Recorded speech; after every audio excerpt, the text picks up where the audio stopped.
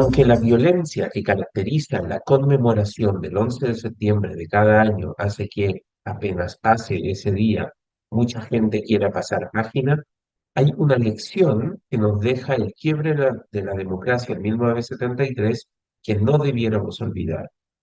La gran causa que nos llevó a la tragedia del golpe militar fue que un gobierno de minoría quiso imponer un programa de reformas fundacionales que la mayoría rechazaba. En la medida que la clase política entienda que las grandes reformas solo se pueden hacer cuando hay un apoyo mayoritario a dicha reforma, no tendremos que pasar nunca más por el trauma de un quiebre de la democracia.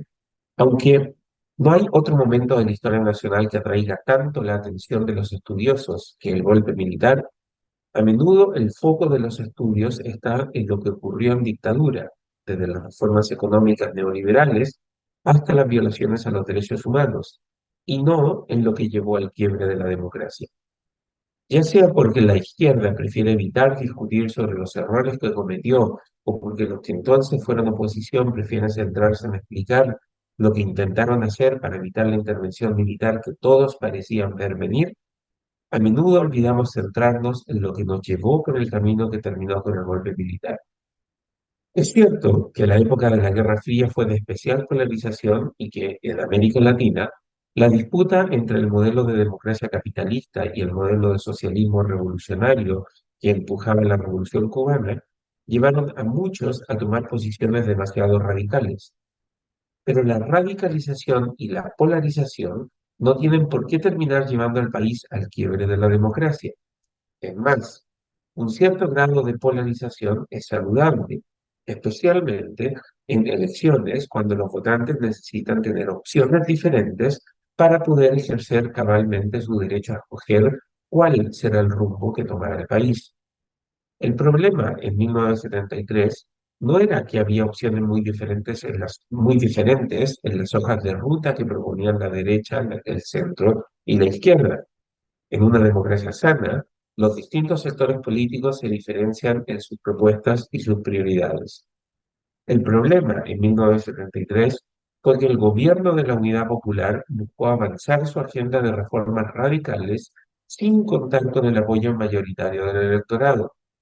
Después de que Allende llegara a la presidencia con una mayoría de los votos, igual que muchos de sus predecesores, el gobierno de la Unidad Popular comenzó a impulsar la vía chilena al socialismo sin contar con mayoría ni en el Congreso ni en la opinión pública. Después de las elecciones municipales de 1971, el gobierno alegó que la mayoría que consiguieron los partidos oficialistas en esa contienda representaba un espaldarazo electoral al programa de Allende.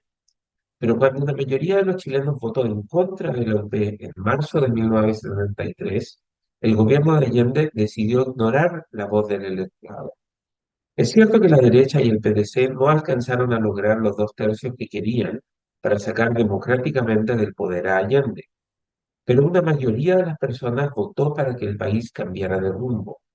Cuando Allende y los partidos de la Unidad Popular no quisieron oír la voz del pueblo expresada en las urnas, de poco sirvieron los esfuerzos para el diálogo que impulsaban los más moderados.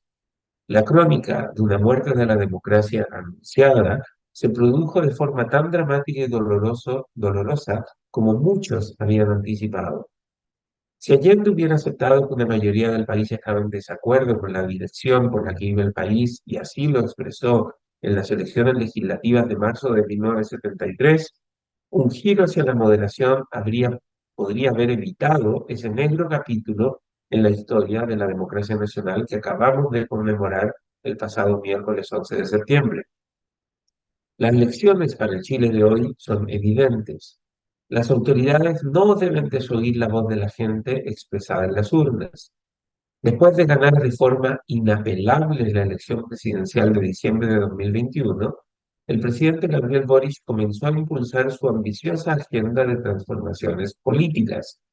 Pero con la derrota del proyecto de nueva constitución en el plebiscito de septiembre de 2022, el mensaje de descontento popular con el rumbo por el que iba el país se escuchó fuerte y claro.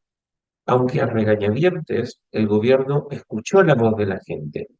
El presidente hizo un cambio de gabinete y abandonó algunas de sus reformas más radicales.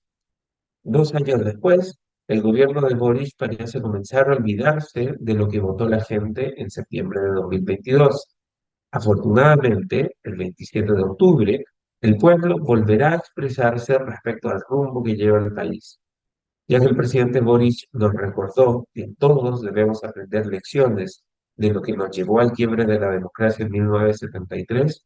Será muy útil que el gobierno aprenda también la lección de que cuando la gente vota, el gobierno debe escuchar el mensaje y corregir rumbo para demostrar que es capaz de escuchar y respetar la voluntad popular.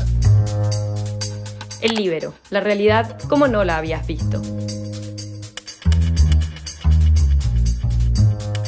Haz que estos contenidos lleguen más lejos haciéndote miembro de la Red Líbero.